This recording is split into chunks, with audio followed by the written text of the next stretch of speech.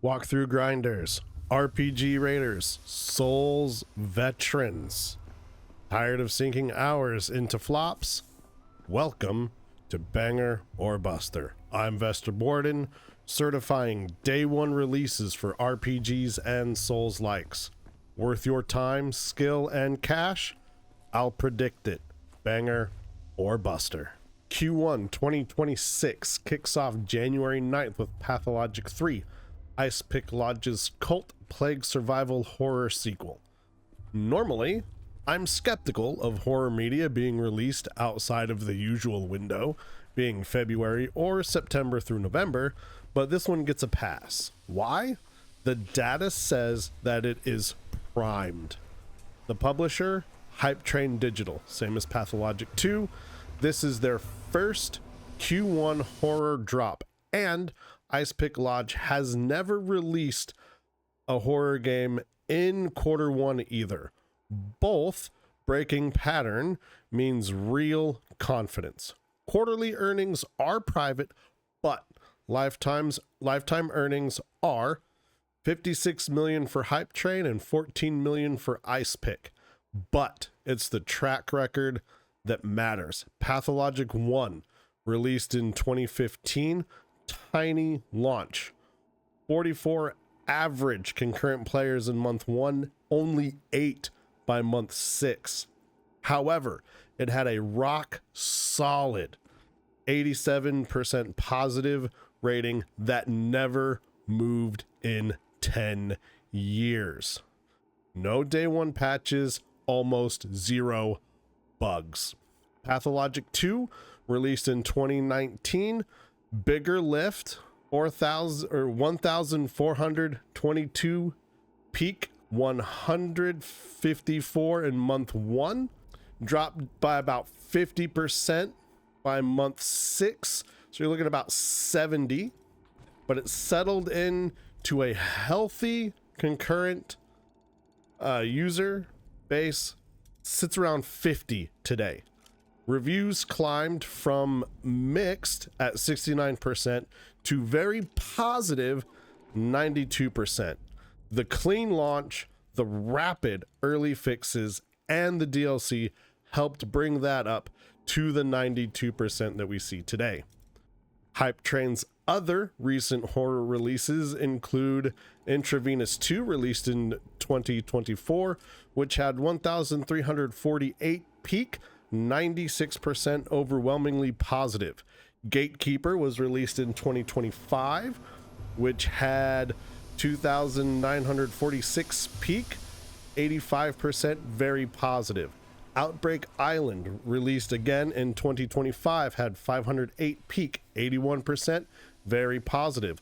All clean launches, strong retention for indie titles, active support, no day one or post-launch patch disasters. Let's check on the competitors for single-player indie horror games.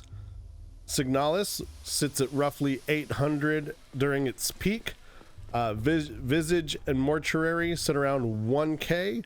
Amnesia Rebirth, 5K. Buckshot is a viral 20K. P2 sits comfortably mid-tier cult, and P3's demo is already at 717.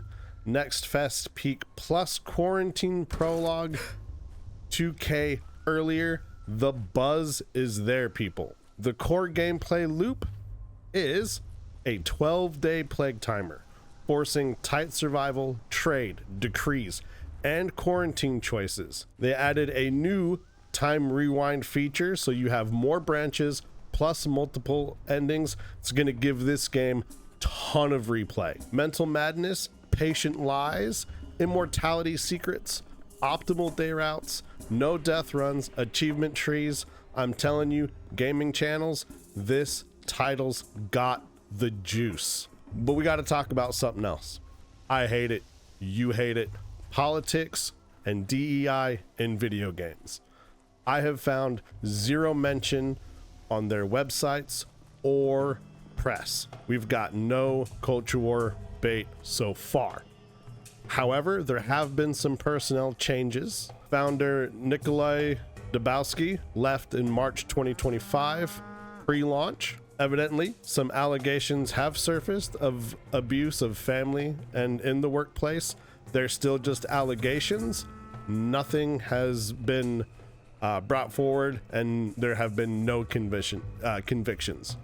Confident that the controversy has been contained, the studio has moved on from this. Now, the biggest green flag of the game so far, no pre-orders.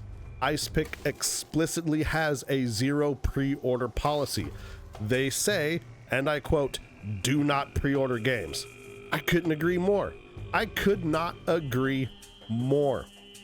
And how many times in the last decade have you seen a game title not have a pre-order? None. We got no embargo hype, no curated media traps, nothing.